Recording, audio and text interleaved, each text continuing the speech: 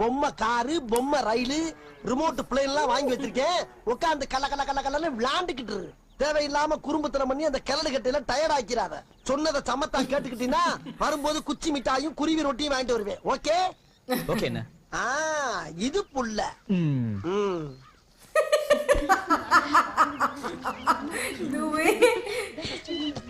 சந்தை வந்துருச்சுடி, பாத்தி இறங்குங்க. யாரடி நீ மோகினி, ஊரடி என் கண்மணி, ஆசையுள்ள ராணி, இங்க பாரு நிச்சா.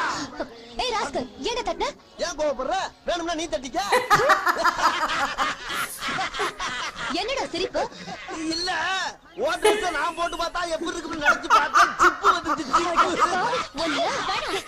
ஏய் விடுடி, இவனால சும்மா விடக்கூடாது. யார விடத்துடா வச்சுக்க போவாடா.